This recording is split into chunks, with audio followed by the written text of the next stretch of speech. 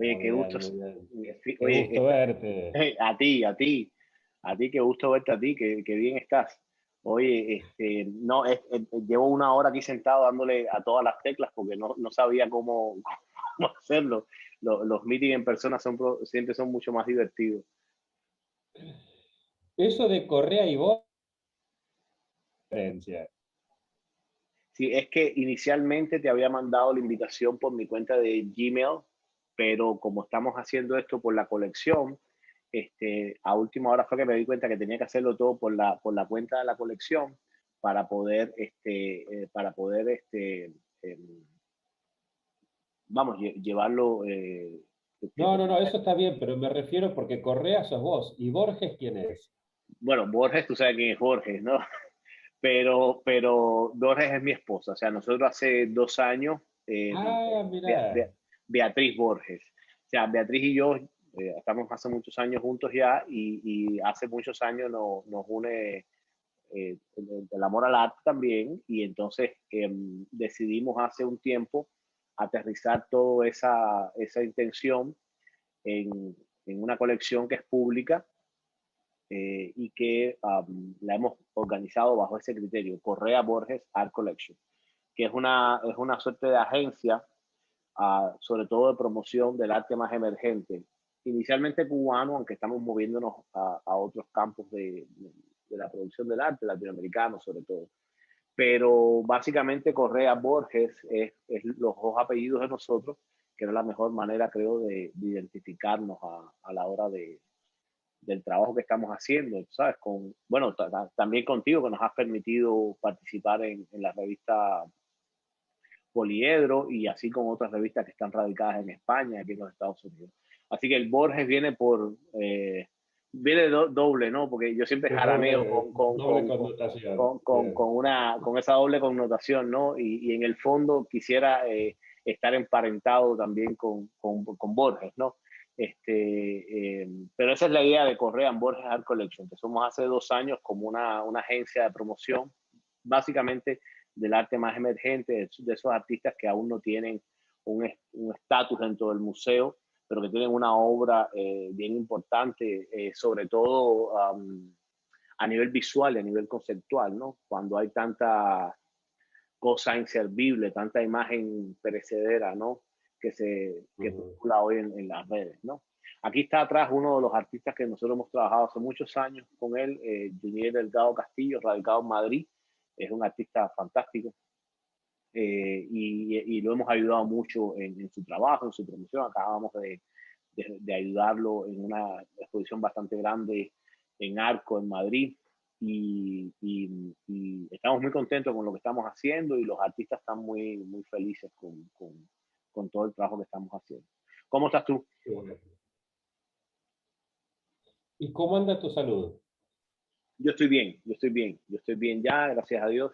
Estoy bien, de un cambio radical en la vida, cero café, Bien, salud, cero bien. café. Y eso que ustedes no tienen el mate, Sí, eso es sí, un muy buen sustituto. sí, yo sé. Yo recuerdo la primera vez que tomé mate, estuve una noche entera sin dormir. Literalmente. Así que qué gusto que estés acá, tú sabes, conversando con nosotros. Hace años que no nos veíamos, al menos en esta variante, ¿no? Pero siempre te hemos leído y siempre te hemos seguido con todo el trabajo y quería agradecerte todas las oportunidades que nos has dado con las revistas y con todo, para poder participar, al menos con Poliedro, con todo lo que están haciendo ustedes por allá desde la Universidad de San Isidro. No, al revés, yo te agradezco a vos, porque la verdad que gracias a plumas y a imágenes como la que vos nos provees, es que Poliedro es una revista que está teniendo el impacto que está teniendo.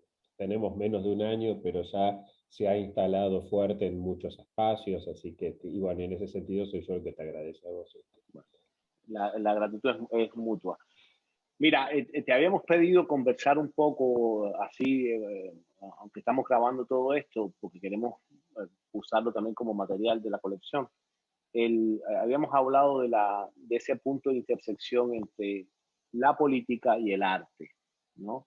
Y vos me decías ayer o hace 2 días que tú no eras un experto en arte, Pero la idea de esta conversación básicamente eh, es indagar en esas dos áreas, ¿no?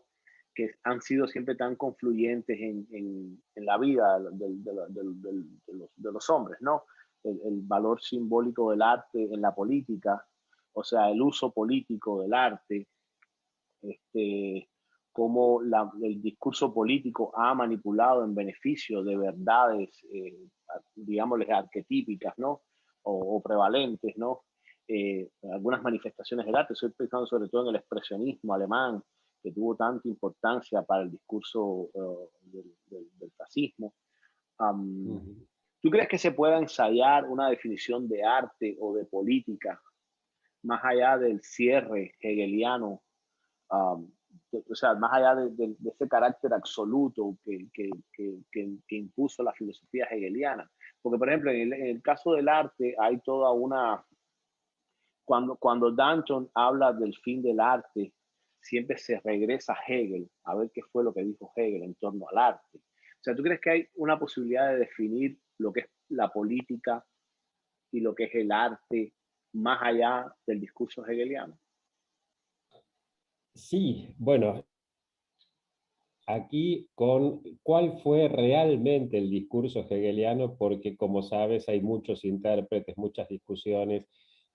Sí podemos plantear que por lo menos la lectura canónica o la lectura que generalmente se hace de Hegel se queda demasiado circunscripto a una visión eurocéntrica. Estoy pensando, por ejemplo, en la crítica que le hace Dussel en su Estética de la Liberación.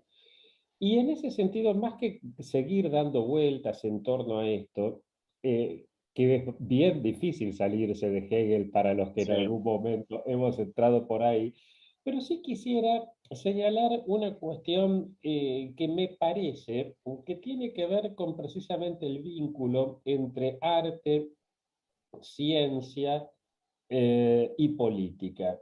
Y está dada por la forma, digamos, por las visiones del mundo que se tienen en cada momento. Y entonces, acá podemos pensar, por ejemplo, que vamos a pensar en Europa, después salimos de Europa, ¿no? Pero en Europa nosotros tenemos que hasta inicios del siglo XIV, eh, olvidémonos del arte en Grecia y Roma, después vamos a volver ahí, ¿eh? Vamos a meternos ya de lleno en la modernidad. Antes de esto, el arte que vos tenés es un arte simbólico, de adecuación, ¿no?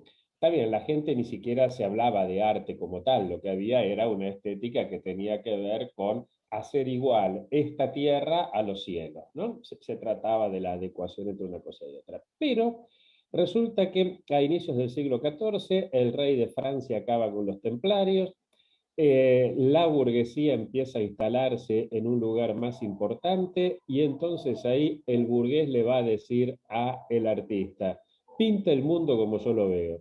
Y el artista inventa la perspectiva. Y con la perspectiva, el arte deja de ser simbólico, deja de ser, la palabra simbólico viene de Simbalain, ¿no?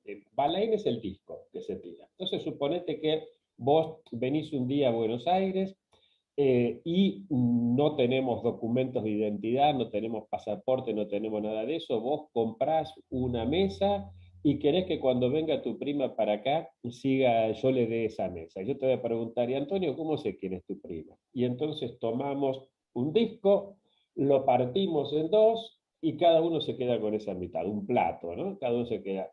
Vos le das a tu prima y solamente esa mitad se va a corresponder a la otra. Eso es el símbolo, ¿no? El símbolo en el sim significa que se une, que hay vinculación, ¿no? Ahora bien, ese arte deja de ser simbólico para ser representativo. Nace la idea de representación, volver a ser presente. La imagen icónica de esto es la flagelación de Cristo de Ujú. Piero de la Francescola, ¿no? Donde aparecen dos burgueses en primer lugar, un Cristo más chiquito atrás, ¿no? Con un soldado romano que lo flagela. Ningún medieval pensaría que se puede hacer una representación de Cristo más chiquito que un burgués. Me va siguiendo, ¿no? Es decir, estamos pasando de la adecuación o del símbolo a la representación. a medida que el tiempo pasa, vamos a ver que también la verdad deviene representación. Con Descartes, ya la verdad deja de ser adequatio intellecto rei, adecuación de la cosa a el objeto, al intelecto, perdón. Por ejemplo, para un medieval, si yo digo, este vaso tiene agua, eso es verdad si entre mi cabeza y lo que pasa ahí hay una adecuación. Si ese vaso tiene agua, en cambio, con Descartes esto se va al cuerno. ¿Qué sé yo si hay vasos, si hay agua, si no hay? Lo que yo sé es lo que yo me vuelvo a hacer presente, o bien en mi cabeza, o bien con un eje de coordenadas en el pizarrón. Es decir, representación. ¿Qué pasó en el medio entre la adecuación y la representación? Y ya nos vamos acercando a la representación política. Lo que pasó en el medio fue la irrupción del dinero. Si en una economía no dineraria la gente sale de la casa y tiene que pensar en cómo adecuar, cómo hacer iguales las cosas que él lleva con las cosas que tiene que traer. Ya sea en una economía de don y reciprocidad o en una economía de trueque, para el caso es lo mismo. Yo necesito traer a mi casa huevos y lo que llevo son naranjas. ¿Cómo hago iguales huevos a naranjas? Salgo de mi casa pensando en términos de adecuación. Por lo tanto, lo bello, lo verdadero y lo bueno, lo que yo busco ahí afuera de casa para los trascendentales del ser, que diría Platón, los voy a pensar en términos de cómo hago igual, de ad equatio. Adecuatio significa ser igual, ¿no? Ad equatio o symbolai. Pero si yo en cambio tengo dinero, el dinero en sí mismo es representativo. Yo no voy a estar diciendo a ver cuántas naranjas necesito para traer tantos huevos. Voy a decir, una docena de huevos me sale 20 pesos. Por lo tanto, yo con 20 pesos representan a una docena de huevos. Entonces aparece una mentalidad representativa. No es casual, decíamos recién, la perspectiva arranque cuando el rey de Francia liquida a los templarios. Los templarios eran los banqueros de Dios, ¿no? A partir de ahí, el Estado francés empieza a acuñar dinero. Y entonces empieza a haber más dinero, ¿no? Empieza a circular ese dinero. Aparece la perspectiva. Pero ya en torno al 1600, en los tiempos de Descartes, resulta que América irrumpió en Europa. Y con la irrupción de América en Europa se monetariza la economía. Por lo tanto, la gente común, no solo el alto burgués o el noble, van a operar con moneda. Por eso va a aparecer en el 1600 justamente la ópera, que es la representación de representaciones. ¿Eh? Orfeo y Eurídice es justamente representada en el 1600.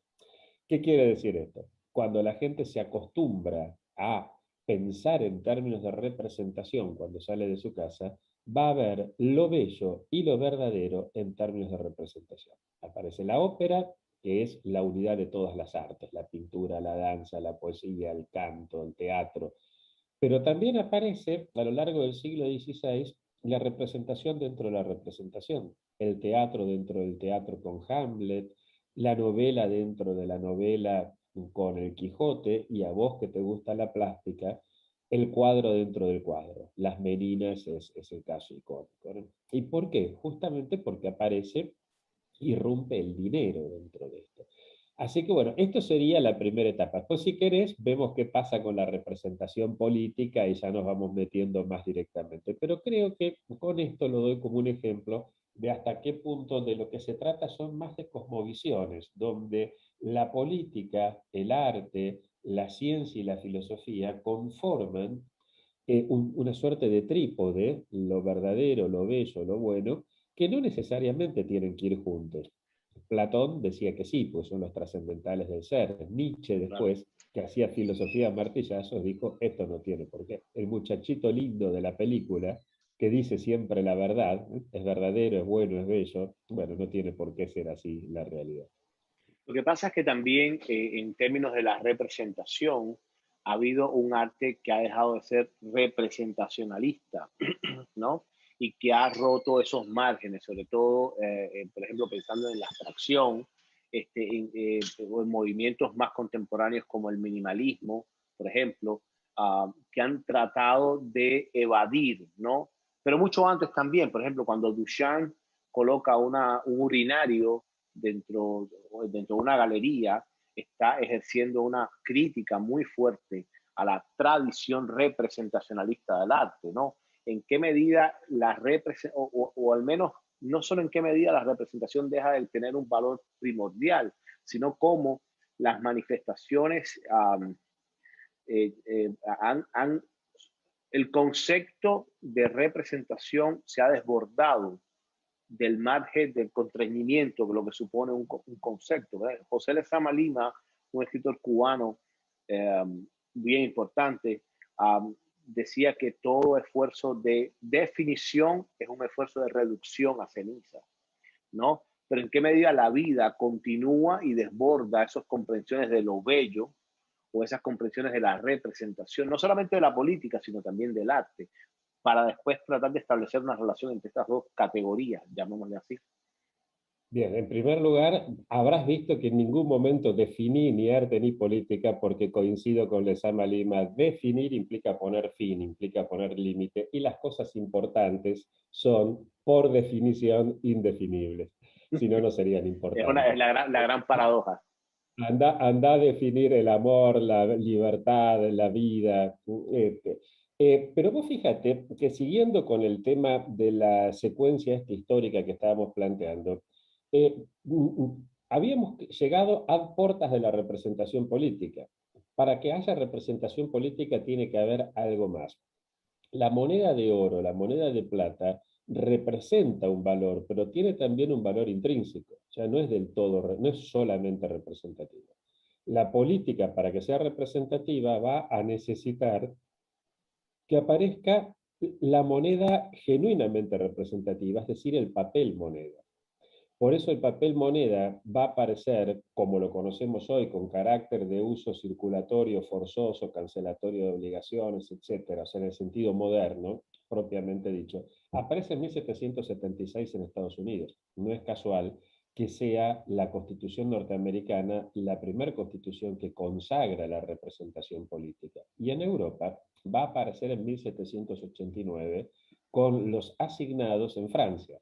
Resulta que los nobles se llevaron todo el oro, las joyas que tenía el Estado francés, pero dejaron la tierra. Entonces, lo que tuvo que hacer Francia es asignar un billete, un pedazo de papel, asignar a tierras.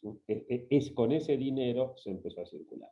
Pero resulta que allá en torno a 1870 pasa algo interesante, y es que el dinero, eh, tenemos la primera crisis de las bolsas, ¿no? La primera gran crisis de las bolsas, ya con dinero circulante, con dinero en oro o en plata. Aquí, ¿y por qué entran en crisis las bolsas? Porque el dinero se reproduce más de lo que representa. Cuando el señor Müller te pone 1.000 marcos en la Krupp en 1860 y pico, y en la crisis de la bolsa de Frankfurt de 1870 y pico va a retirar los 10.000 marcos que dice que vale esas acciones, el señor de la bolsa le dice no los tengo. Es decir, entramos en la era de la reproducción. Por eso el arte pasa a ser reproductivo. Por eso entonces tenemos primero el daguerrotipo, después la fotografía, primero el fonógrafo, después, es decir, la obra de arte ya no importa tanto que se represente, sino que se reproduzca. En este sentido, no es lo mismo pensar cuando no existía ni el fonógrafo, ni el tocadiscos, ni el MP3, ni los sistemas que van apareciendo después, queríamos escuchar la Quinta Sinfonía de Beethoven. Y teníamos que esperar a que la orquesta de nuestra ciudad o alguna otra orquesta que pasara la ejecutara. Y entonces nos preparábamos todo el año para ese momento. Y nos vestíamos bien, y íbamos al teatro y cuando empezaba la sinfonía, te sentís, ¿no? En cambio, hoy la podés poner en cualquier momento. La reproducción no es la representación. Pero dado entonces que entra en crisis el carácter representativo del arte, porque total lo podemos reproducir, entonces ahí el artista va a decir, bueno, yo ya no tengo que hacer. A ver, cuando el burgués pasó a ser muy importante, ya no solamente le dijo al artista, pinta el mundo como yo lo veo, y el artista inventó la perspectiva, sino que le dijo al artista, pínteme a mí, y el artista inventó el retrato. Pero ahora tenemos la fotografía. Ahora no necesitamos andar pintando paisajes, retratos, o ahora entonces lo que hacemos, vamos a tener un artista para expertos, esa pintura que vos tenés atrás tuyo en este momento, hace falta un ojo educado para tratar de entender, ahí se ve como una especie de cuerpo, una mano, una no sé qué, pero hace Es falta un, un ojo educado. es un ángel caído, es Gabriel. Bueno, hace falta además hasta un título. En cambio, si vos ves Sí, a cualquier producción artística anterior a 1870, te das cuenta de entrada de qué es eso. Mira, acá atrás yo tengo, por ejemplo, después vamos a hablar, si querés, del arte ecuatoriano. Ahí no hace falta andar siendo hacer cosas muy raras. Después vamos a hablar, si querés, del arte ecuatoriano. Eh, Ahora, el caso es que entonces aparece la edad de las reproducciones. Y con la edad de la reproducción van a entrar en crisis las distintas concepciones. La del arte en torno a 1870. En torno a 1930, con la crisis de Wall Street, el jueves negro de Wall Street en 1929 y la gran crisis de los años 30, va a entrar en crisis la idea de verdad como representación. No importa, acá no me voy a meter con temas muy filosóficos porque el público que nos está viendo no tiene por qué entender de estas cosas.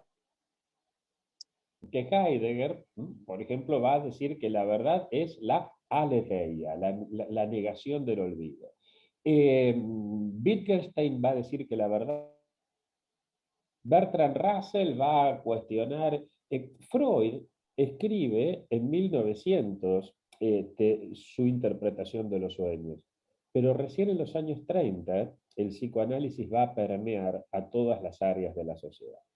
Eh, y bueno, y con Freud y después con Lacan entra en crisis obviamente esa idea naif de verdad como representación. Y entra también en crisis la misma idea de la ciencia como representación. La teoría de la relatividad por un lado, la física cuántica por otro, es decir, hace estallar.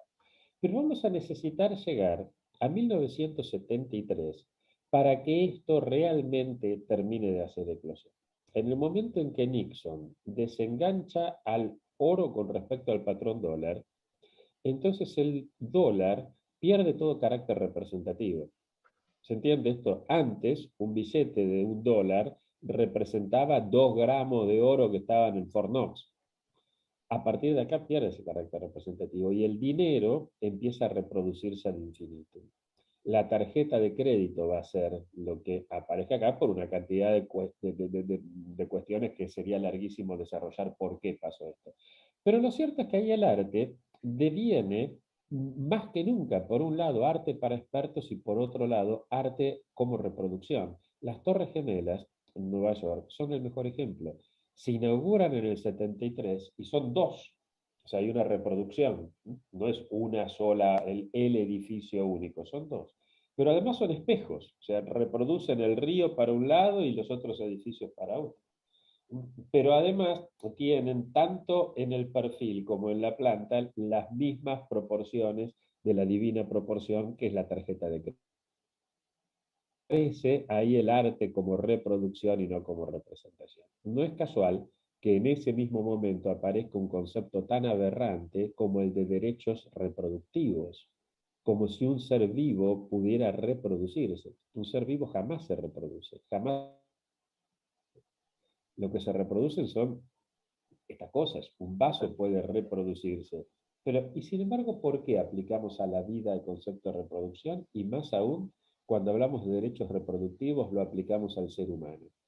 Que si un gatito siempre es diferente de otro gatito, si una naranja siempre es diferente de otra naranja, un ser humano es mucho más diferente todavía. Sin embargo, en lugar de hablar de derechos procreativos, hablamos de derechos reproductivos. ¿No? Bueno, pero esto lo dejamos ahí porque aquí vamos a hablar de arte y política. Sí, Creo que tiene mucho. porque también ahí hay un alcance ético de esos derechos reproductivos, ¿no? Yo siempre recuerdo una de las primeras discusiones que tuvimos en el departamento, haciendo una nota con respecto a esto que estabas diciendo. Fue uno de mis primeros encuentros con la Academia Americana y yo recuerdo un tópico que se discutió y era una madre que estaba ejerciendo su derecho, vamos a hablar en términos prácticos, o sea, quería eh, tener un hijo y estaba escogiendo diferentes aspectos de cómo quería que ese hijo naciera. ¿no? Ejercitando quizás ese derecho reproductivo del que tú estabas hablando, aunque no circunscrito a ello.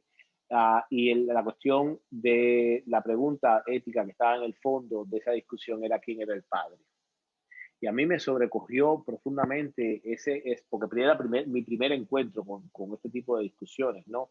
A un nivel que yo no imaginaba. Y a mí siempre pongo ese ejemplo porque el carácter ético que está en el fondo y no siempre se le da el valor, sopesa suficientemente, tiene un carácter bien importante. Pero bueno, retomando lo que me estabas hablando No, pero, de... pero de todos modos, discúlpame, pero ¿por qué ahí esta mujer hablaba de derechos reproductivos y no procreativos? Porque si la Bueno, palabra es procreativo, ¿por qué usaba reproductivo? Bueno, se usó la palabra, el término derechos reproductivos, no se usó ese derecho Claro, pero es muy procreativo. llamativo eso, porque Sí, es aberrante. A ver, el concepto de derechos humanos, por ejemplo, es impreciso, es impropio, pues uno puede decir, bueno, todos los derechos son humanos, está bien, es impreciso, pero no es aberrante. En cambio, el concepto de derecho reproductivo, en lugar de derecho procreativo, que sería lo correcto, es aberrante, porque implica concebir al ser humano como susceptible de reproducirse, ujú. de ser igual a otro, con lo cual negás totalmente a la individualidad. Es un tema, es muy interesante pensar por qué se lo acepta acríticamente, por qué lo repetimos sin pensarlo. Sí. Se usó y me llamó la atención precisamente por eso, porque ella no estaba invitada, por supuesto, a la reunión, pero lo que se estaba tratando era de un derecho puramente procreativo. Sin embargo, en el marco de toda la reunión se habló de ese derecho reproductivo, Cuando no yo procreativo. participé en el 94, yo estaba trabajando en el PNUD, el Programa de Naciones Unidas para el Desarrollo, y se hizo la cumbre del Cairo sobre los derechos reproductivos. Y ni se me ocurrió cuestionar, a nadie se les ocurrió en ese momento cuestionar esto. Pocos meses después de la cumbre del Cairo aparece la primera reproducción técnicamente correcta, la palabra reproducción de un ser vivo, la oveja Dolly, que Ujú. es la primer animal clonado. Pero una cosa es que yo hable de derechos reproductivos hablando de la oveja Dolly, de la clonación, y otra cosa es que hable de derechos reproductivos del ser humano. Y lo que es llamativo, te repito, no es que se hable de derechos reproductivos, sino que no se cuestione. Es decir, el ser humano se asume como reproducción. ¿Tiene que ver esto con que asume que la obra de arte puede ser reproducida? ¿Tiene que ver esto con la reproducción en política, donde pareciera que no hay alternativa? ¿Te acordás cuando en los años justamente 70 Margaret Thatcher decía no hay alternativa y suele ser la frase favorita de los políticos? Tenemos que reproducir lo que estamos haciendo porque otra cosa no se puede hacer, no hay alternativa. ¿Es casual que aparezca la reproducción en arte, en política, en ciencia? Yo lo que creo Pregunto. es que yo lo que creo es que no es casual, sino que es consecuencia de un discurso establecido y ya de cierta manera asimilado, ¿no? Porque cuando Margaret Thatcher habla de que no hay opción, no hay alternativa, no hay solución, llamémosle en esas direcciones, estamos asumiendo casi hasta un carácter, hasta cierto punto, teleológico. O sea, estamos reduciendo al fenómeno a un carácter de inevitabilidad histórica, que eso es un Así es. poco lo terrible, ¿no? Incluso yo creo que cuando se habla eh, ya que tú estabas hablando del tópico de derechos reproductivos, lo que se está tratando es con esa argumentación incuestionable en algún sentido, es buscar en eso una alternativa para salvar la humanidad, cosa que es sin cambiar nuestros patrones de comportamiento. ¿Ok? Porque incluso todo el fenómeno de la clonación, todo el debate ético en torno a la clonación, en el fondo lo que está es tratando de concebir a una entidad humana, llamémosle así, lo suficientemente avanzada para sobrevivir a un colapso que en las condiciones en que se está manejando la humanidad, que puede ser hasta cierto punto inevitable. Yo creo que el no cuestionamiento del fenómeno, la asimilación del fenómeno y el reconocimiento de que no hay ningún tipo de alternativa, sino que esto es inevitable, porque además los discursos políticos se han llenado, se han plagado de esa vocación de inevitabilidad histórica, ¿no? O sea, esto que está ocurriendo tú no lo puedes cambiar porque es inevitable, ¿ok? Y estoy pensando, por ejemplo, en mi país, ¿no? Sin girar la conversación a Cuba. ¿Okay? Todo el gobierno cubano siempre ha dicho que el carácter del socialista del gobierno es incuestionable, es innegable y es irrevocable.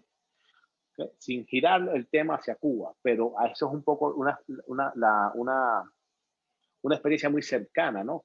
Y por eso hay veces que la gente dice, bueno, si esto es inevitable, no se puede cambiar, ¿qué vamos a hacer? ¿Qué alternativas hay? O sea, yo creo que está instalado en la conciencia de las personas y ya también forma parte de un adoctrinamiento simbólico, de un adoctrinamiento político, ¿no? Eh, eh, eh, que destierra cualquier tipo de percepción crítica. Yo siempre recuerdo cuando tú hablabas, qué pasa cuando el pensamiento crítico se acaba? ¿No? ¿Qué pasa cuando se nos acaba el discurso crítico? ¿Hacia dónde nos vamos a mover? Yo creo que en ese sentido es que está manejándose, o pienso yo que se puede estar manejando esa asimilación a priori de este fenómeno. Sí, coincido contigo plenamente. Ahí hay un tema bien interesante en lo que vos planteás, porque vos es que, digamos, hay como dos grandes formas de pensar la historia, ¿no?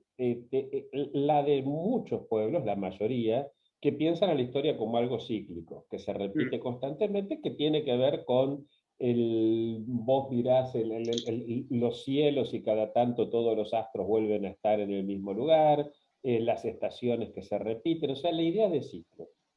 En algunos casos tendremos ciclo como el eterno retorno de lo mismo, otros verán ciclos, pero con diferencias de uno a otro, o sea, siempre después del otoño viene el invierno, pero nunca un invierno es igual a otro. Distintas doctrinas, pero el judaísmo mete una visión de la historia distinta que después a través del cristianismo va a permear en Occidente, y es la historia como algo lineal ascendente. O sea, tenés primero una caída, la caída de Adán y Eva, y después la historia marcha hacia un reencuentro con Dios, hacia ese fin de la historia, hacia ese esjatón, donde aparecerá el Mesías y restablecerá, volvemos al encuentro. O sea, la historia pasa a ser algo lineal y ascendente. Esta idea de lo lineal ascendente es lo que después, desacralizado, cuando sacamos a Dios de la escena, va a pasar a ser la idea de progreso. Eh, justamente cuando uno lee a los primeros autores, Condorcet, ¿no? Cuando habla de los progresos del espíritu humano, Turgot, y de ahí en adelante, toda esa idea de progreso claramente es una idea judeocristiana, hasta que llega un punto en torno a los años 70 del siglo XX, justamente a la época de la reproducción, se retoma otra vez esa idea cíclica de aquí no se puede salir. ¿Eh? Cuando Thatcher justamente dice there is no alternative y la llaman por ende con el acróstico there is no alternative, pasa a ser Mrs. Tina, ¿no? Jugando con lo de Tina Turner, que en esa época está. Entonces, cuando ella plantea eso, todo el mundo empieza, no es que Thatcher, porque Thatcher lo planteó, todos lo pensaron, sino que ella interpreta algo que ya estaba ahí, no se puede hacer otra cosa. Dahrendorf, un liberal de los que a mí me gustan, va a salir a cruzarla muy fuerte, porque va a decir, si es verdad que no hay alternativa, eso es totalitarismo. Y como liberales debemos, claro, como liberales debemos oponernos a esto con la misma energía con que nos opusimos a Hitler o a Stalin. Pero, ¿qué pasa? Es que no alcanza con decir me voy a oponer a, sino que entra a ver como una especie de mentalidad de una suerte de aceptación, ¿no? De que no hay, o sea, como dice Jameson, nosotros podemos pensar el fin del mundo, pero no podemos pensar otro sistema que no sea aquel en el que estamos metidos. Esto no se puede cambiar. ¿Es así? Yo creo que no, yo creo que se puede cambiar. Y me parece que, por ejemplo, el arte es una vía como para pensar alguna salida. Si bien es cierto lo que vos señalabas al principio, que el poder siempre trata de usar al arte como trata de usar a todo, también a la filosofía, también a la ciencia, para sí mismo, también el arte tiene otro poder. Y en ese sentido hay ahí una idea de figuras, de contrafiguras y demás, donde se puede pensar en una salida, precisamente porque el arte es lo que paradójicamente, si bien el arte empieza a reproducirse, también el arte puede romper con la idea de reproducción a partir de recuperar una idea renacentista, que es la idea de creación, pero no la creación del genio individual, sino la creación a partir de la creación colectiva. Me parece que por ese lado se puede llegar a pensar una salida bien interesante. Pero ahí me meto en el terreno tuyo, así que te paso la pelota a vos. ¿Cómo la ves desde ese lado? Mira, yo sí creo que el arte tiene, tiene hoy más que nunca, cuando se ha librado de, yo no voy a decir de trabas representacionalistas, ¿no? Pero sí ha dejado, no a un lado tampoco, pero sí no ha sido la prioridad generar un arte de tipo representacionalista. El arte hoy más que nunca tiene unas morfologías inimaginables, inimaginables. No, no hay forma um, circunscrita a la producción del arte contemporáneo. Usted se puede imaginar lo inimaginable y es posible encontrar un objeto de arte. Vamos, algunos más elaborados que otros, algunos de una ingenuidad soberana o en algunos casos una ingenuidad transmutada en un guiño de burla, por ejemplo, como ocurrió no sé si supiste que fue un escándalo en el mundo del arte, una banana, o sea, un plátano colgado en una de las salas de exposición de Art Basel aquí en Miami. O sea, desde ese acto aparentemente ridículo que fue un poco background para muchas fotografías para Instagram, pero que en el fondo esconde toda una crítica al fenómeno del arte, ¿no? Hay una obra también que se expuso en Arco hace unos cuantos años, se llama Vaso Medio Vacío o Medio Lleno, que era básicamente un vaso en un pedestal de un artista cubano que estaba medio lleno o medio vacío. No se sabe cuál es el estatus del vaso. O sea, te pongo esos ejemplos para que veas la diversidad morfológica que tiene hoy el arte. El arte hoy puede ser un gesto, puede ser una acción escondida detrás de una persona, o puede ser sencillamente una representación de un cuadro, como estos casos que tú estás viendo aquí atrás. Y en ese sentido, el arte tiene una disyuntiva, ¿no? Que es la disyuntiva de la comunicación. O sea, cómo se comunica ese fenómeno. Cómo ese fenómeno, y esa es una disyuntiva precisamente por eso, porque el arte, al ser tan críptico en algunos casos, pasa desapercibido para el resto de las personas. O sea, se convierte en una producción casi para expertos.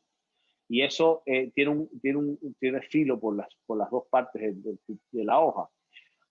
Porque sencillamente o la persona que no es un experto no lo consume y consume algún tipo de arte más naif, más representacionalista, llamémosle así, que no está mal, pero que un poco pierde la perspectiva de lo que puede decir una obra de arte contemporáneo. O sea, esa disyuntiva, que es la disyuntiva de la comunicación, de encontrar un receptor que lea ese objeto arte, es un gran problema para el arte contemporáneo. Pero saliendo de ese marco, el arte tiene una posibilidad hoy, sobre todo con las nuevas tecnologías de los new medias, para llegar a lugares inimaginables. La pandemia del COVID-19 puso en perspectiva a las galerías de arte, a los museos y logró que el arte llegara aún más a personas que estaban confinadas en sus casas, ¿no?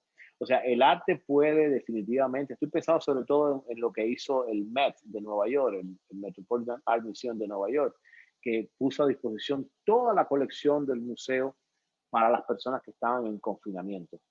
Y te digo, en ese sentido, el arte tiene un valor fundamental hoy en la comunicación de una sensibilidad y en demostrarle a las personas que hay más allá algo que está por construir y que el argumento o de esa inevitabilidad, de ese teleologismo, de esa no alternatividad, es una falacia y es sencillamente el anticipo de lo que tú estabas hablando, de un sistema totalitario. O sea, cuando se cierran las alternativas, se está entrando en el marco de ese dominio absoluto, y el arte definitivamente tiene la capacidad de generar otros universos, no solo desde de las artes visuales, sino desde la literatura, desde la propia música. Yo creo que ahí hay un campo mucho más amplio de exploración simbólica que también pone en perspectiva al que consume el arte como objeto, llamémosle así, ¿no? Porque en última instancia hay un objeto, hay una tridimensionalidad en eso, ¿no? Y es que ese otro del arte tiene que quizás capacitarse, quizás ponerse no a la altura, sino estar en sintonía con lo que está ocurriendo. A veces es complicado, sobre todo por la proliferación de la imagen, esa imagen de la que hablaba Gilles Deleuze, que era como la ligereza, esa imagen ligera, esa imagen que es perecedera, que no tiene fundamento porque carece de una ontología propia. Yo creo que en ese sentido los retos son en las dos direcciones, en la dirección del creador, que necesita comunicar una experiencia y no que se quede en el ámbito de los expertos, y de la persona que consume ese objeto, que tiene que estar abierta, tiene que abrir el diapasón a una comprensión ya no tan representacionalista, porque en el fondo el peso de la representación es el que sigue de cierta manera lastrando esa esa mirada. Sí, coincido. Hay varias cosas se han tocado que disparan reflexiones bien interesantes. Una, con respecto a lo que vos decís de las posibilidades infinitas, ¿no? Desde la que estaba recordando cómo el laboratorio de morfología, es decir, de la forma, ¿no? De la Universidad de Buenos Aires, hizo hace un tiempo una exposición sobre formas que no existen, que fue maravillosa, maravillosa. Realmente, bueno, un poco la tesis que podemos plantear en esto es que cuando vos tenés una sociedad como era la sociedad medieval antes del Renacimiento, donde Aristóteles era el que gobernaba las mentes, ¿no? Entonces vos lo que tenías era el gótico, porque el gótico es esto. O sea, para Aristóteles la verdad está en el justo medio, pero arriba. Entre la cobardía y la temeridad, la valentía no es algo que está acá. El cobarde es el que tiene miedo a todo, el temerario es el loco que no tiene miedo a nada. Un valiente no es un tipo que tiene un poquito de miedo a todo y un poquito loco. No, no, el valiente es el tipo que es consciente de la realidad, pero se esfuerza por superarla. Está acá. En última instancia, todo se ordenaba a Dios. Pero después con el Renacimiento viene Platón, viene desde Bizancio, ¿no? Cuando cae Bizancio, esos arquitectos, esos filósofos van para Florencia y ahí viene Platón. Y por lo tanto la cúpula. Para Platón la perfección es la esfera, el mundo de la ciudad. Eso estalla con el protestantismo en Europa, que saca la idea de un centro. Y por eso Kepler va a decir, ojo, Copérnico, que se murió sin saber que su teoría funcionaba, Copérnico tenía razón cuando hablaba de que el centro es el Sol, pero el problema de Copérnico es que creía que hay un solo centro, y por eso hacía las órbitas circulares y por eso la cosa no funcionaba. En cambio, Kepler va a decir, hay dos centros. Él está pensando inconscientemente en Roma y en el protestantismo, y por eso aparece la elipse, y por eso aparece el barroco. El barroco europeo y el barroco latinoamericano, lo único que se parecen es que la planta es elíptica. Pero la diferencia es que mientras el barroco europeo es una elipse entre Roma y el protestantismo, el barroco americano es una elipse entre América y Europa, ¿no? Es otra tensión. Pero hoy no podemos pensarlo. Si vos querés preguntarte hoy el arte, ¿qué es? ¿Tiene un centro? ¿Tiene dos centros? Es multidimensional. No solo no tiene centro, sino que tampoco se juega en un plano. Es otra cosa. Es otra cosa. Frente a esto, entonces, aparecen un montón de cuestiones. Vos hablabas, sí, siguiendo a Lyotard y otros autores, el tema del mundo de la imagen, que básicamente tiene que ver con que, con esto, con la irrupción de las nuevas tecnologías aplicadas sobre todo a la industria, a la guerra y demás, la gente ya no trabaja todo el tiempo en el mismo lugar, no vive todo el tiempo en el mismo barrio, por lo tanto no conoce al otro. Lo único que vos podés conocer del otro es lo que el otro te muestra, la ropa que tiene, las cosas que usa. Por lo tanto, es la imagen del otro lo que conoces. Entonces, no es porque apareció la televisión que estamos en la cultura de la imagen, sino que porque apareció la cultura de la imagen, aparece la televisión. Del mismo modo que después el chico que se acostumbra, que desde chiquito ve su propia imagen en el celu, entonces cuando crece se va a volver narcisista. Pero no es que se volvió narcisista porque primero hubo redes sociales. Hay redes sociales porque ese chiquito ya era narcisista. ¿Se entiende esto, no? Bueno, Sí, sí, ¿cómo sí, pensamos entonces el perfectamente. arte? ¿Cómo pensamos entonces el arte en estas condiciones? Y ahí vos hablabas del problema del arte para expertos, del arte para un grupito nada más. Y ese es un gran problema. Pero además, fíjate que hay un tema interesante en eso del arte para expertos y el guiño al que vos hacías referencia. Yo me estaba acordando cuando hablaba de lo de la banana, de el, ¿cómo se llamaba el italiano este que hizo lo de mierda de artista en lata? Oh, ¿Te sí, acordás? Piero Manzoni, sí, la merda Eh, artista. bueno, cuando él, en los años 60, lo que hace es vender una serie de frasquitos con 50 gramos de su propia mierda y los vende a valores de hoy, diríamos, qué sé yo, a $100 el frasquito, por él. Pero resulta que después hubo, vamos a preguntar, a ver a cuánto se está cotizando ahora. Estaba pensando en eso ahora mismo. O sea, vamos a Vamos ver a cuánto está. preguntarle a Google. Pista en lata. Según Wikipedia, Mierda de artista es el título de una obra del polémico artista conceptual Piero Manzoni, expuesta por primera vez el 12 de agosto de 1961 en Sí. la Galería Pescetto, de Albisola Marina, No, pero quiero Italia. saber a cuánto se vendió. Vamos a preguntarle, ¿se escuchó lo que nos contestaba Sí, la sí, chica sí, esta? sí. ¿A cuánto se cotizó la mierda de Ok, artista en lata? 280, a ver, así seamos, ok, La realidad ocho- más cercana a 275.000 euros. 275.000 euros. En 2016 se cotizó Perfecto, sí, ahí justo la merda artista. 200. Ahora, vos sabés que a principios del 2000 se había cotizado a 100.000 euros y ahora ya vimos que en el 16 ya llegó a 275.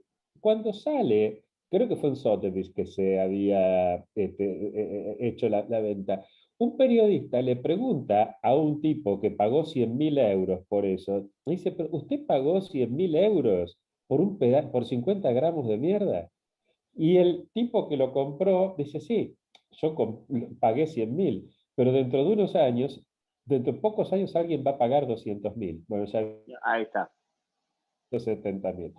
¿Qué es lo que esto nos está diciendo? Y acá entramos en algo fascinante de nuestro tiempo. Nadie cree, pero todos hacemos como si. O sea, nadie puede creer que 50 gramos de mierda hagan 100.000 euros. Yo sé que no, pero los demás son boludos y lo van a creer. Ahora, yo sé que esto no vale, pero va a haber otro que lo crea. Y lo mismo pasa en todos los terrenos, querido Antonio. Todos sabemos que un dólar no vale nada, que es un pedazo de papel. Yo soy el inteligente que lo sé, pero los demás son los tontos que no lo saben. Y todos actuamos al revés. ¿Te acordás cuando el Evangelio decía, perdónalo, Señor, no saben lo que hacen? Bueno, acá es al revés. Acá todos sabemos lo que hacemos y por eso lo hacemos, porque los demás son los tontos que no lo saben, ¿no? Y todos actuamos como si. Y en muchas de las vanguardias artísticas tienen que ver con eso. Con ese guiño de nosotros nos damos cuenta, pero hay tontos que no.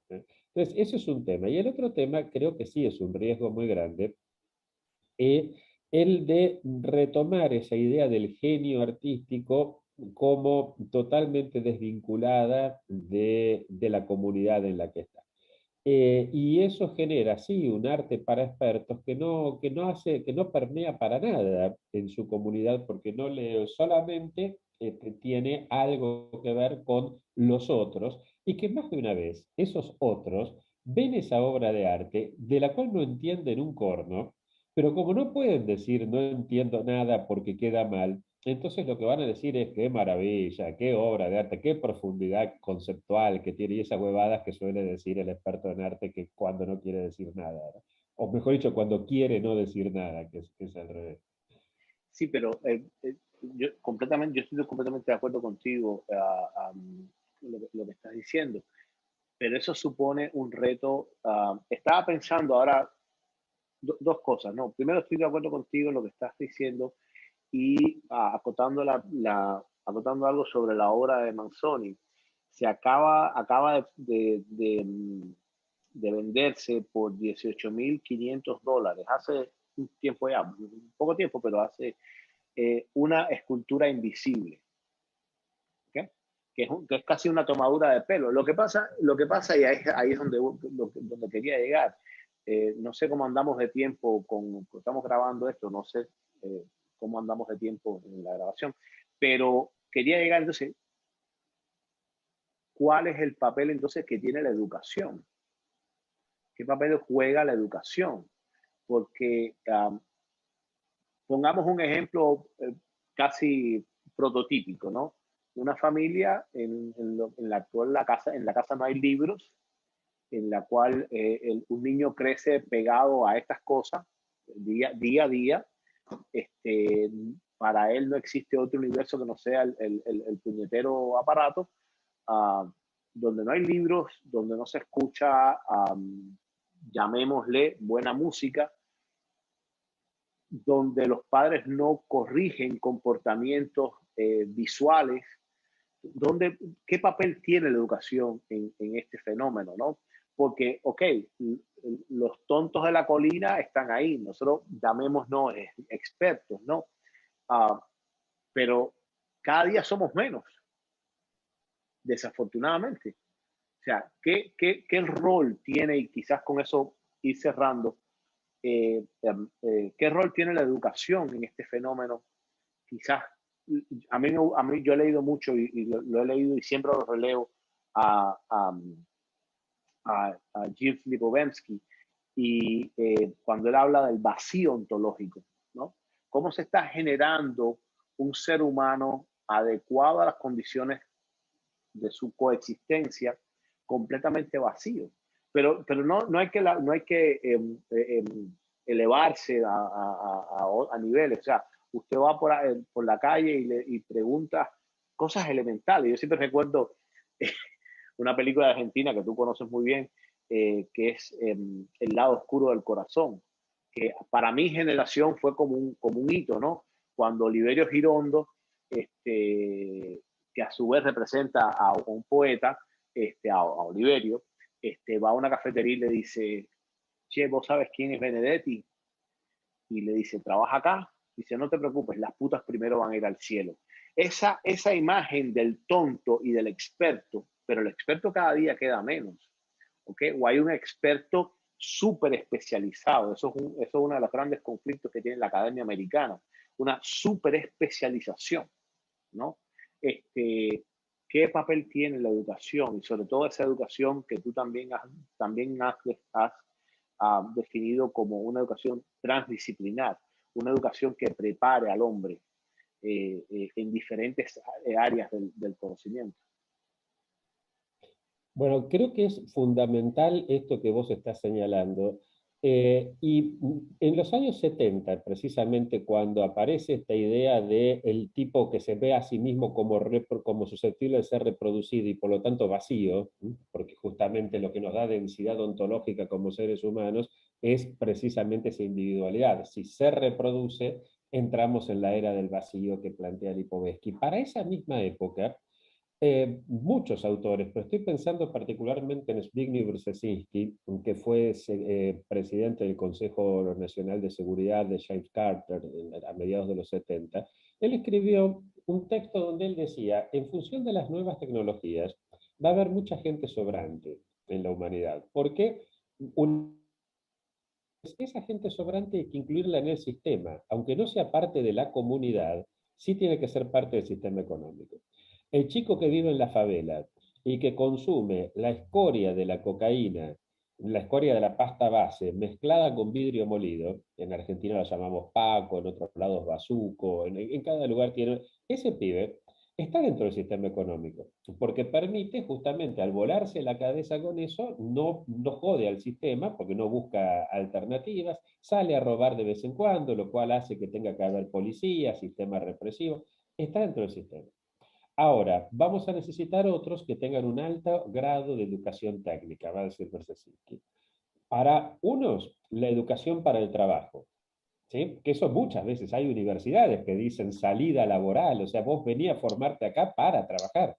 Nosotros tuvimos un ministro de educación, a quien yo quiero mucho personalmente, pero que cuando se encontró con los empresarios llegó a decirles, yo soy su primer gerente de recursos humanos. Es decir, por un lado, educación para los pocos que tengan acceso a un trabajo formal y demás. Y por otro lado, Brzezinski usa la palabra interteachment, que podríamos traducirla como entretenimiento, ¿no? O sea, dice, para la gran mayoría de la población tenemos que darle programas de televisión con mucho culo, mucha teta, mucho divertimento, para que sean parte del sistema económico, porque al mirar esos programas van a consumir publicidad, van a consumir cosas, con lo cual van a ser parte, pero claramente no pueden ser parte de la comunidad. ¿Qué le vamos a dar? ¿Una educación que le genere expectativas de tener un trabajo formal, de tener un empleo? Bueno, creo yo que justamente la educación, claro, no hay educación posible sin un proyecto de comunidad. La educación como tal no es un mero instrumento.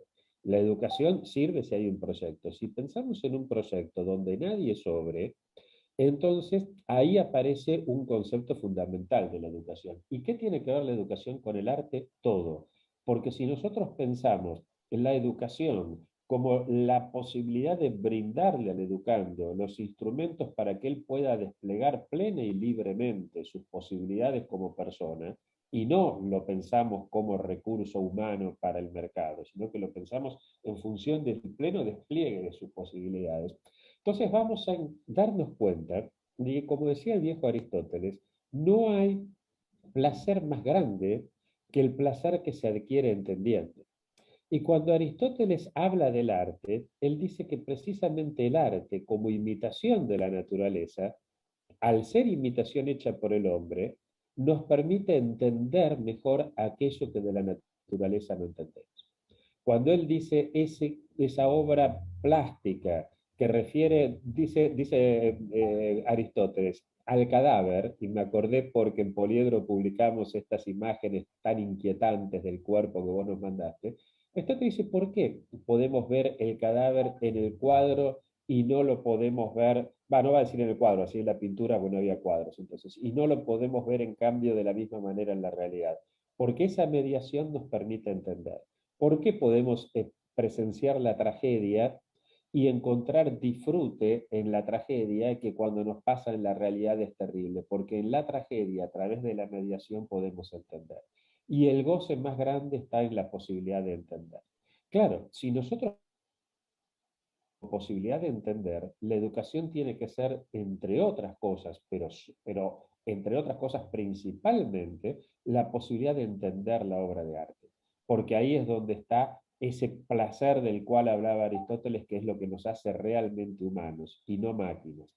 Para la máquina es lo que justamente genera la reproducción. Entonces, en función de eso, es una educación que, claro, cuando aparece la revolución industrial, aparece una expresión terrible, la letra con sangre entra. Es decir, el chico tiene que educarse, tiene que hacer el sacrificio de educarse, en lugar de tener el goce y el disfrute de educarse, que por cierto genera esfuerzo. Pero a todos los que nos gusta hacer un deporte, sabemos que el deporte te genera esfuerzo, pero al mismo tiempo es muy grande. Es un sacrificio, es un esfuerzo. Cuando haces deporte para divertirte, si haces deporte para ganar, para competir y ganar, ya es otra cosa, ya no lo disfrutas. Pero bueno, creo que justamente se trata de una educación para poder ser plenamente personas, es decir, para poder disfrutar de aquella parte de la vida que se puede disfrutar. Y eso lo puedes disfrutar cuando aprendes, y volvemos al arte, como dice el tango, que la vida es una herida absurda. O como dice nuestro querido amigo José María Pérez Collado, la vida es una puñetera mierda. Si no te das cuenta de eso, podés llegar a pensar que tu vida es una herida absurda y nunca vas a poder estar feliz de estar por lo menos disfrutando de algo. Si descubrís que no podés ser feliz, pero sí que podés estar feliz, por ejemplo, disfrutando de esa obra de arte inquietante, entonces vas a decir, puta, vale la pena. Y eso solamente se consigue con educación. En la medida de lo posible sería de desear con educación escolar. A veces la educación nos la damos nosotros porque la vida se encarga de educarnos a los golpes. Pues yo estoy muy feliz de haber conversado contigo. Como siempre, nos conocimos en La Habana y desde ese momento hemos tenido una relación de amistad muy, muy fraterna y muy querida. Quiero agradecerte, Enrique, de verdad. Nos quedan unos minutos ahí nada más, porque esto creo que es 45, 50, 60 minutos nada más. Quiero agradecerte todo tu tiempo con esta conversación que vamos a colgar, creo que hoy mismo, mañana, en nuestro canal de YouTube. Porque además es toda una iniciación. Yo siempre hablo mucho de ti porque tu trabajo, tu obra, tus libros, tú eres un gran comunicador y eso ayuda mucho al entendimiento, ¿no? Cuando se rompe la postura esta del intelectual sorbonesco, se abre el espacio de la comunicación. Quiero agradecerte mucho tu tiempo, que hayas tomado un chance dentro de tus obligaciones en la universidad y que hayas conversado conmigo y con todas las personas que van a poder ver este material. Y ojalá pronto nos veamos por Buenos Aires o por acá por los Estados Unidos para poder darte un gran abrazo. Bueno, te agradezco muchísimo y no es por devolver flores porque sea lo que se estila o lo que dicen los usos y costumbres, sino que realmente, querido Antonio, para mí fue una de las grandes alegrías, gracias a nuestro querido Pedro Sotolongo que nos presentó, fue una de esas cosas tan lindas, ¿no? de la vida, el decir, mirá qué amistad, qué privilegio que tengo de poder ser amigo de un tipazo como Antonio Correa Iglesias. Así que para mí realmente también es un gustazo enorme, enorme, enorme poder conversar contigo. Yo te agradezco, Enrique. Bueno, estamos en contacto, vamos a seguir entregándote colaboraciones para la revista y vamos a seguir haciendo cosas juntos que me place mucho y me hace muy feliz hacerlo. Igualmente. Ok, Nos un abrazo vemos grande. entonces. Se te quiere. Chao, chao.